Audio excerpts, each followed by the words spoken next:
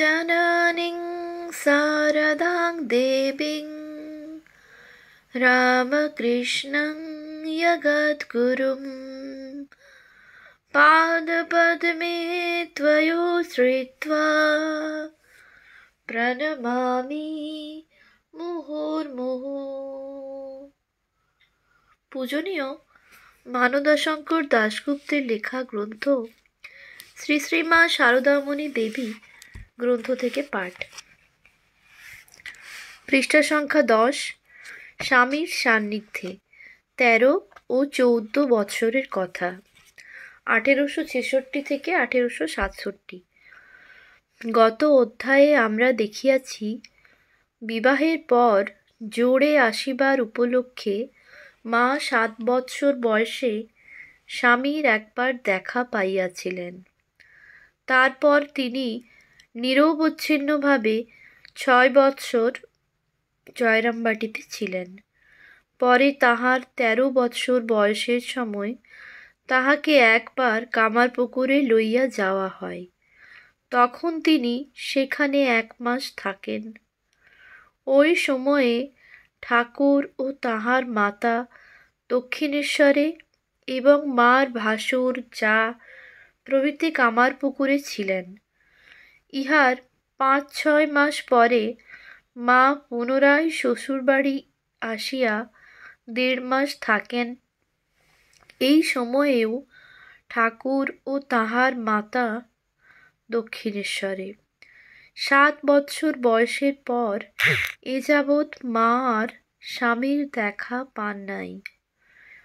এই সময়কার একটি ঘটনা মা এইভাবে বলিয়াছেন। 13 বছর বয়সে যখন কামারপুকুরে যাই, হালদার পুকুরে নাইতে যেতে ভয় হতো। খিড়কির দরজা দিয়ে বেরিয়ে ভাবছি, নতুন বউ, কি করে একলা লোকদের সম্মুখ দিয়ে যাব আসব। এমন সময়ে দেখি কি 8টি মেয়ে এলো, আমার সমবয়সী। আমি তখন রাস্তায় নামতেই তারা এসে আমায় ঘিরে দাঁড়ালো। বললে, নাইতে যাবে? চলো, আমরা তোমায় ঘিরে নিয়ে যাব, কেউ দেখতে পাবে না। আমি জিজ্ঞাসা করলুম, তোমরা কে গা? তারা বললে, তুমি নতুন বউ কি না? আমরা তোমার বন্ধু, তোমার এই কাছেই থাকি। আমি বুঝলুম পাড়ার মেয়েরা হবে। তারা আমায় নিয়ে চলল। 4টি মেয়ে আমার আগে আর 4টি পিছনে। আমি স্নান করলুম, তারাও করলে। তারপর আবার ওই রকম করে আমাকে নিয়ে ফিরে এলো। যাবার সময় বলে গেল, আমরা রোজ তোমায় খুঁজে সঙ্গে করে নিয়ে যাব, আবার রেখে যাব, তুমি বন্ধু কি না? এরপর রোজ তারা আমায় নিয়ে যেত, আবার রেখে আসত। অনেক দিন ভেবেছি মেয়েগুলি কারা। আমার স্নানের সময় রোজই আসে, কিন্তু কিছুই বুঝতে পারিনি। যাহা হোক, মা শেষোক্তবার জয়রামবাটি ফিরিবার 3-4 মাস পরে 1274 সালের জ্যৈষ্ঠ মাসে, ইংরাজি 1867, ঠাকুর পেটের অসুখে ভুগিয়া শরীর সুস্থ করিবার নিমিত্ত দেশে আসিলেন। ঠাকুর যখনই দেশে আসিতেন, হৃদয় তাহার সঙ্গে থাকিত এবং মথুরবাবু ও তাহার স্ত্রী জগদম্বা দাসী তাহার যাওয়া আসার সমস্ত খরচ ও দেশে আবশ্যকীয় সকল জিনিসপত্র তাহার সঙ্গে দিতেন।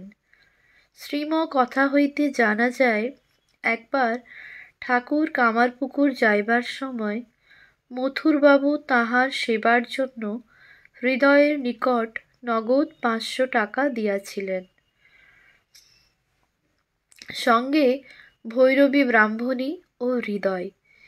এই সময়ে ঠাকুরের 12 বর্ষব্যাপী মুখ্য সাধনকাল 1262 থেকে 1273 শেষ হইয়াছে। এই কালের পরেও তিনি কিছু কিছু সাধনা করিলেও তাহার প্রাণের সর্বগ্রাসী আকাঙ্ক্ষা মিটিয়া গিয়াছে। তিনি এখন সত্যে সুপ্রতিষ্ঠিত এবং তাহার সান্নিধ্য সকলের প্রাণেই একটা অনির্বচনীয় শান্তি ও আনন্দের ধারা প্রবাহিত করিত। তাই তাহার আগমনে কামারপুকুরের স্ত্রী পুরুষ সকলেই এক প্রবল আকর্ষণে তাহার নিকট যাতায়াত করিতে লাগিলেন এবং কেহ কেহ প্রায় সর্বক্ষণই তাহার কাছে থাকিতেন। ঠাকুরের নিজ আত্মীয়বর্গও এই আনন্দ হইতে বঞ্চিত ছিলেন না। ঠাকুর ইতঃপূর্বে প্রায় 7 বৎসরকাল কামারপুকুরে আসেন নাই এবং তাহাকে দেখিবার জন্য তাহার আত্মীয়গণ যার পর নাই উদ্গ্রীব হইয়াছিলেন। এখন তাহাকে পাইয়া তাহাদের দরিদ্র সংসারে একটা আনন্দের হাট বাজার বসিয়া গেল। এই সুখের মাত্রা পূর্ণ করিবার জন্য বাড়ির মেয়েরা জয়রামবাটিতে সংবাদ পাঠাইয়া মাকে পুনরায় কামারপুকুরে আনাইলেন। তখন সময় 1274 সাল, ইংরাজি 1867, এবং মার 14 বৎসর চলিতেছে। বড় হইবার পর স্বামীর সহিত ইহাই তাহার প্রথম সাক্ষাৎ। মা কাছে আসিলে ঠাকুর তাহাকে অপার্থিব স্নেহের সাথে গ্রহণ করিয়া 2টি বিশেষ উদ্দেশ্য সাধনে নিযুক্ত হইলেন। একটি স্ত্রীর প্রতি কর্তব্য পালন, অর্থাৎ স্ত্রীকে শিক্ষা দীক্ষাদি দিয়া তাহার কল্যাণ সাধন, অপরটি ওই কর্তব্য পালনের দ্বারা নিজের বহু কালব্যাপী সাধনলব্ধ বিজ্ঞানের পরীক্ষা দান।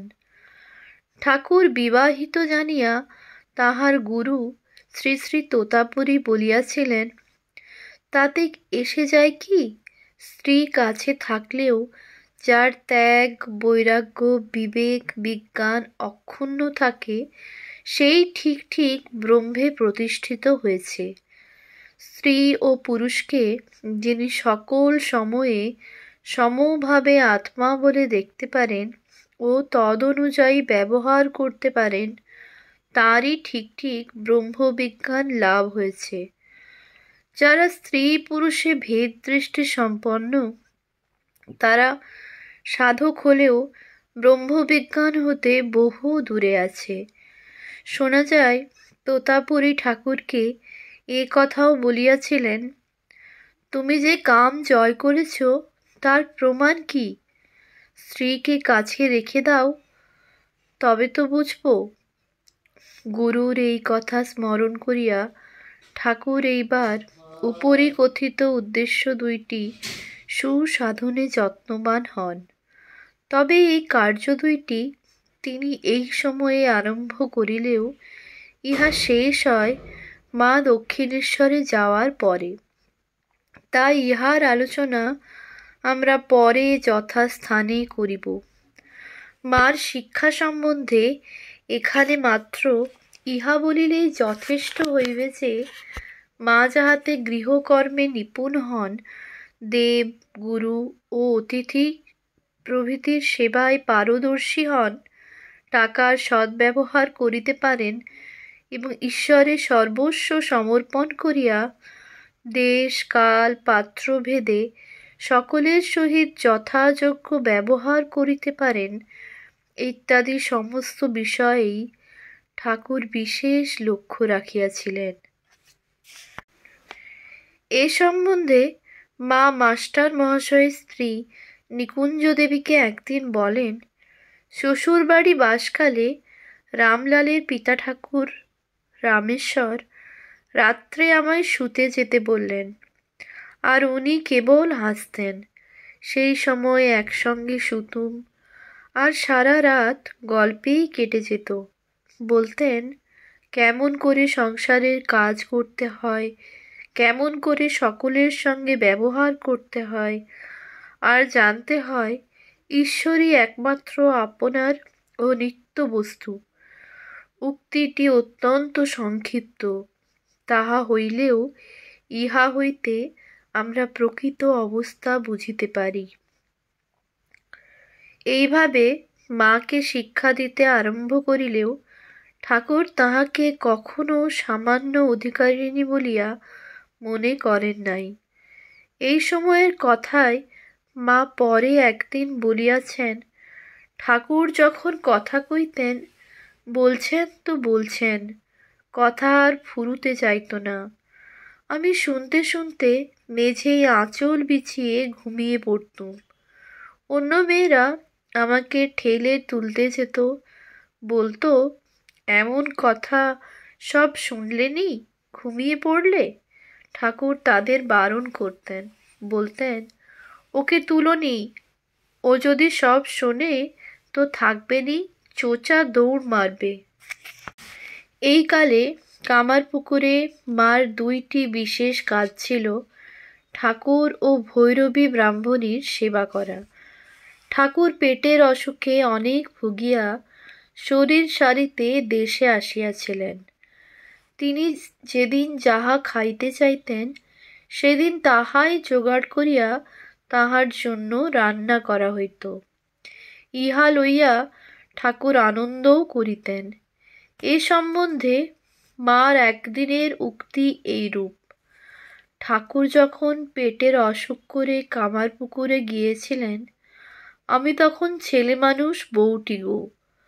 ঠাকুর একটু রাত থাকতেই উঠে আমাকে বলতেন, কাল এই রান্না করো গো।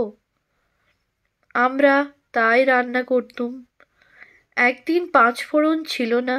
দিদি, রামেশ্বরের স্ত্রী, বললে, তা অমনিই হোক, নেই তার আর কি হবে।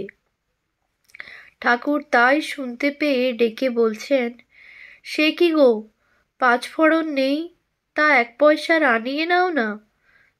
যাতে যা লাগে তা বাদ দিলে হবে না। তোমাদের এই ফোড়নের গন্ধের বেন্নুন খেতে দক্ষিণেশ্বরের মাছের মুড়ো পায়েসের বাটি ফেলে এলুম, আর তাই তোমরা বাদ দিতে চাও। দিদি তখন লজ্জা পেয়ে আনতে দিলে। ঠাকুরের নির্দেশে মা ভৈরবী ব্রাহ্মণীকে নিজ শাশুড়ির ন্যায় দেখিতেন ও বিশেষ ভক্তি প্রীতির সহিত তাহার সেবা করিতেন। তিনি কখনো তাহার কোনো কথা বা কার্যের প্রতিবাদ করিতেন না। তাহার সম্বন্ধে মা পরে বলিয়াছেন, সেই বামুন ঠাকরুনও তখন ওখানে ছিলেন। ঠাকুর তাকে মা বলতেন। আমিও তাকে শাশুড়ির মতো দেখতুম ও ভয় করতুম। তিনি বড় ঝাল খেতেন, নিজে রান্না করতেন, ঝালে পোড়া। আমাকে খেতে দিতেন, চোখ মুছতুম আর খেতুম। জিজ্ঞাসা করতেন, কেমন হয়েছে? ভয়ে ভয়ে বলতুম, বেশ হয়েছে। রামলালের মা বলতো, হ্যাঁ, যে ঝাল হয়েছে। আমি দেখতুম তিনি তাতে অসন্তুষ্ট হতেন, বলতেন, বৌমা তো বলেছে ভালো হয়েছে, তোমার বাবু কিছুতে ভালো হয় না, তোমাকে আর বেন্নুন দেব না। কথা কয়টি বলিয়া মা খুব হাসিতে থাকেন। যাহা হোক, মা গ্রাম্য মেয়ে ছিলেন, গ্রামেই লালিত পালিত। তজ্জন্য 14 বৎসর বয়সে তিনি যখন ঠাকুরের কাছে আসেন, তখনও তিনি অত্যন্ত সরল ও নিষ্কলুষ বালিকা মাত্র। তাই দেহ বুদ্ধিশূন্য ঠাকুরের দিব্য সঙ্গ ও নিঃস্বার্থ আদর যত্নে তাহার পবিত্র বালিকা হৃদয় একটা অনির্বচনীয় আনন্দে ভরিয়া উঠিয়াছিল।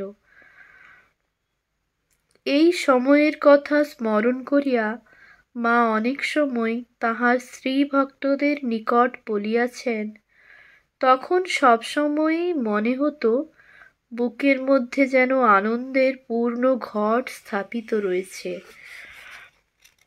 এইভাবে প্রায় 7 মাস কাটিবার পর ঠাকুর যখন 1274 সালের অগ্রহায়ণ মাসে দক্ষিণেশ্বরে ফিরিলেন, তখন মা অনন্ত আনন্দের অধিকারিণী হইয়াছেন।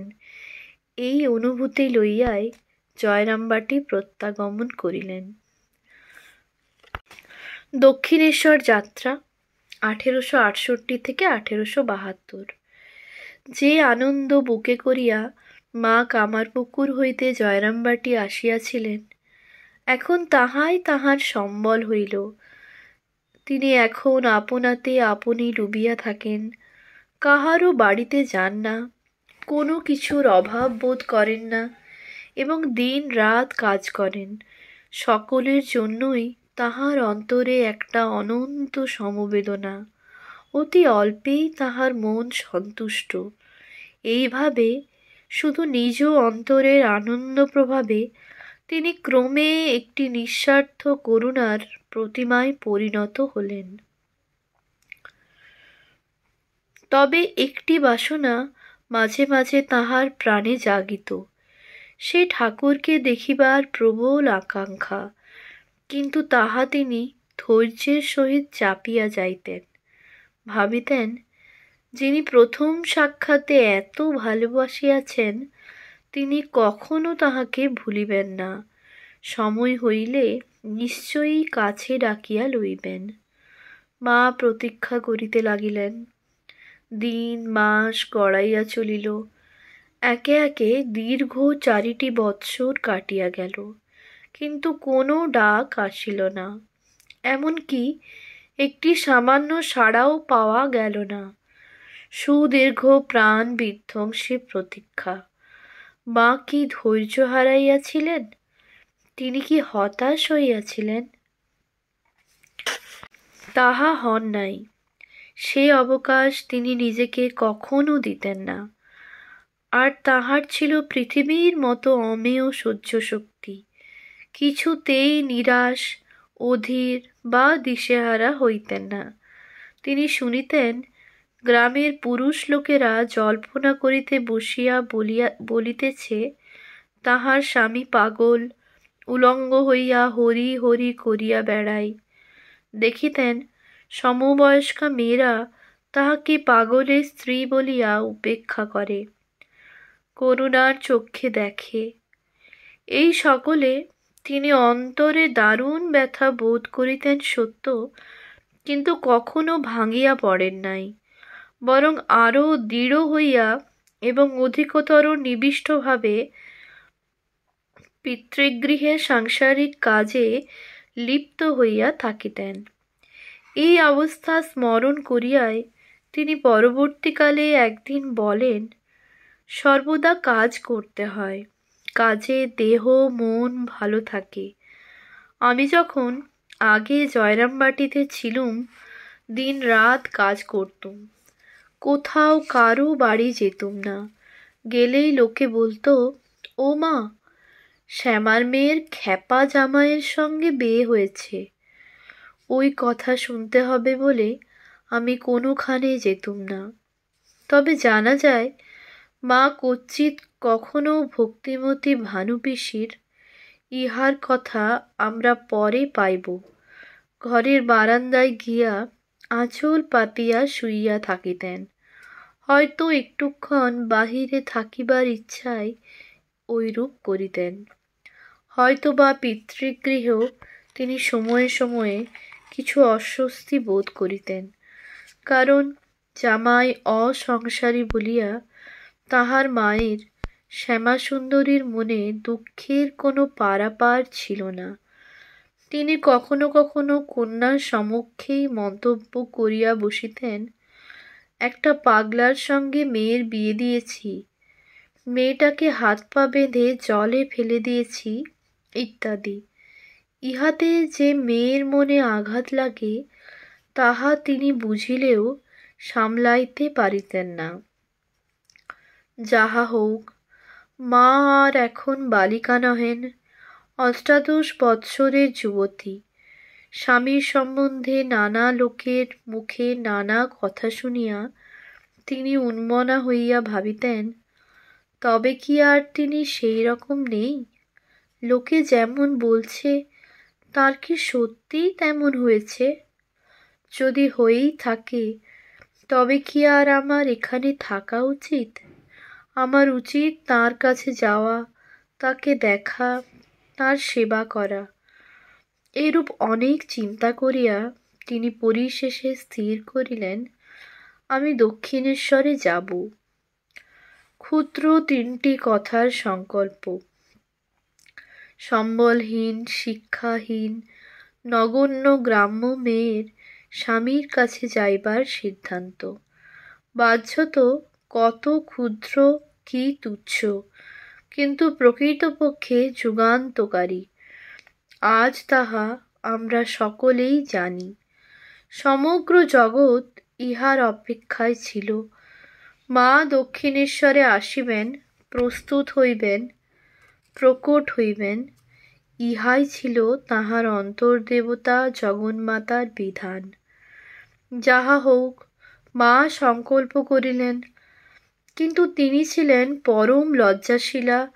লজ্জায় পিতামাতার নিকট এ বিষয়ে কিছু বলিতে পারিলেন না। তবে অল্প পরেই তাহার একটি সুযোগ মিলিল। 1278 সালের ফাল্গুনী দোল পূর্ণিমায়, ইংরাজি 1872 মার্চ, শ্রী চৈতন্যদেবের জন্মতিথিতে মায়ের কয়েকজন গ্রামবাসী আত্মীয়া গঙ্গা স্নান করিতে কলকাতায় যাওয়া স্থির করিয়াছিলেন। তাহা জানিয়া মা তাহাদের বলিলেন যে তিনিও তাহাদের সহিত গঙ্গা স্নানে যাইবেন। তখন তাহারা আবশ্যক বোধে এই বিষয় তাহার পিতা রামচন্দ্রকে জানাইলেন। বুদ্ধিমান রামচন্দ্র শুনিয়াই বুঝিলেন কন্যা কেন কলকাতায় যাইতে চাইতেছে। সকল অবস্থা বিবেচনা করিয়া তিনি নিজেই তাহাকে সঙ্গে করিয়া কলিকাতা যাওয়ার বন্দোবস্ত করিলেন। তারপর নির্ধারিত দিনে শুরু হল মার ঐতিহাসিক যাত্রা। তখন তাহার বয়স 18 বৎসর 3 মাস। ওই সময়ে নদী বা রেলপথে কলকাতায় যাওয়ার সুযোগ ছিল না।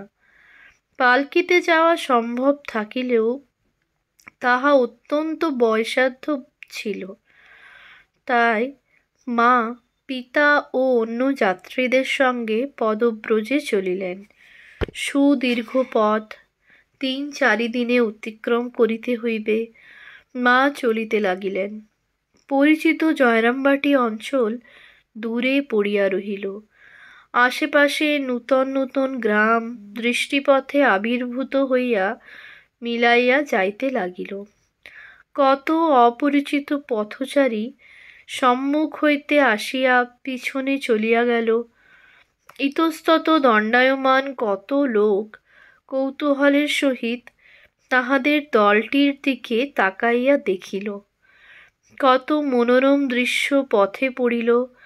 প্রান্তর, লোকালয়, জলাশয়, শস্যক্ষেত্র, বৃক্ষরাজি। কিন্তু ইহার কিছুতেই মার মন আকৃষ্ট হইল না।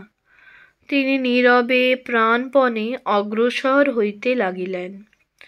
তাহার এক লক্ষ্য দক্ষিণেশ্বর, ঠাকুরের বর্তমান আবাসস্থল, তাহার নিজের ভবিষ্যৎ বিকাশ ক্ষেত্র। সেখানে ঠাকুরের আশ্রয়ে তাহাকে সাধনা করিতে হইবে। হৃদয়ের রুদ্ধ দুয়ার উন্মুক্ত করিয়া সমগ্র মানবজাতির চিরকল্যাণময়ী জননী হইতে হইবে। প্রধানত এই জন্যই না তাহার এই ব্যাকুল কষ্টসাধ্য পথচারণ? কিন্তু মা কি তখন এ বিষয়ে কিছু জানিতেন? খুব সম্ভবত না। কারণ জানিতেন ইহা অনুমান করিবার কোনো কিছুই পাওয়া যায় না। তিনি ছুটিয়াছিলেন ঠাকুরকে দেখিবার উদ্দেশ্যে, তাহার সেবা করিবার আকাঙ্ক্ষায়। কিন্তু তাহার অন্তর্দেবতার উদ্দেশ্য ছিল আরও গভীর।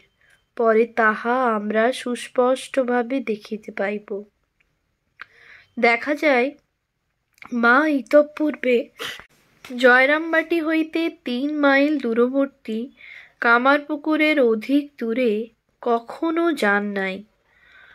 তাই তিনি দীর্ঘ পথ হাঁটিতে অভ্যস্ত ছিলেন না। কিন্তু তিনি ছিলেন অনিবার্যের হাতে। জীবন পণ করিয়া চলিতে লাগিলেন এবং অত্যন্ত ক্লান্ত ও অবসন্ন হইয়াও কাহাকেও কিছু বলিলেন না। ফলে 2-3 দিন পথ চলার পর তিনি এক জায়গায় প্রবল জ্বরে আক্রান্ত হইলেন। বাধ্য হইয়া রামচন্দ্র কন্যাকে লইয়া এক চটিতে আশ্রয় গ্রহণ করিলেন। মধ্যপথে এইভাবে পীড়িত হইয়া মা যারপরনায় নিরাশ হইয়া পড়িলেন। এই সময়ে একটি অপূর্ব দিব্য দর্শন তাহাকে আশ্বস্ত করিল। ওই দর্শন সম্বন্ধে মা পরে এইরূপ বলিয়াছেন: জ্বরে যখন একেবারে বেহুঁশ, লজ্জা শরম রহিত হয়ে পড়ে আছি, তখন দেখি একটি মেয়ে আমার পাশে এসে বসল। মেয়েটির রং কালো, কিন্তু এমন সুন্দর রূপ কখনো দেখিনি। বসে বসে আমার গায়ে মাথায় হাত বুলিয়ে দিতে লাগলো। জিজ্ঞেস করলুম, তুমি কোত্থেকে আসছো গা? মেয়েটি বললে, আমি দক্ষিণেশ্বর থেকে আসছি। শুনে অবাক হয়ে বললুম, দক্ষিণেশ্বর থেকে? আমি মনে করেছিলুম দক্ষিণেশ্বরে যাব, তাকে দেখব, তার সেবা করব, কিন্তু তার হলো না। মেয়েটি বললে, সে কি, তুমি দক্ষিণেশ্বর যাবে বই কি? ভালো হয়ে সেখানে যাবে, তাকে দেখবে। তোমার জন্যেই তো তাকে সেখানে আটকে রেখেছি। আমি বললুম, বটে? তুমি আমাদের কে হও গা? মেয়েটি বললে, আমি তোমার বোন হই। আমি বললুম, ও তাই তুমি এসেছ? এরপর ঘুমিয়ে পড়লুম। পরদিন প্রাতে রামচন্দ্র দেখিলেন কন্যার জ্বর ছাড়িয়া গিয়াছে। পথের মধ্যে অসহায় অবস্থায় পড়িয়া থাকা চাইতে তাহাকে লইয়া ধীরে ধীরে পথ চলায় তিনি ভালো মনে করিলেন। রাত্রের দর্শনে উৎসাহিত হইয়া শ্রী শ্রী মাও উহাতে মত দিলেন। কিছু দূর যাইতে না যাইতে একখানি পালকিও পাওয়া গেল। পালকির মধ্যে মার পুনরায় জ্বর আসিল, কিন্তু উহা তেমন প্রবল না হওয়ায় তিনি আর উহা প্রকাশ করিলেন না। ক্রমে পথের শেষ হইল এবং রাত্রি প্রায় 9টার সময় মা দক্ষিণেশ্বরে পৌঁছিলেন। 1278 সালের চৈত্র মাসের 2য় সপ্তাহ, ইংরাজি 1872 মার্চ।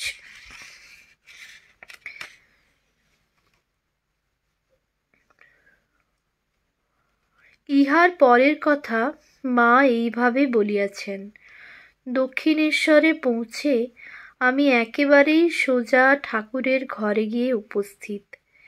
এরা সব সঙ্গীরা নবতের ঘরে টরে ঠাকুরের মার কাছে গিয়েছেন।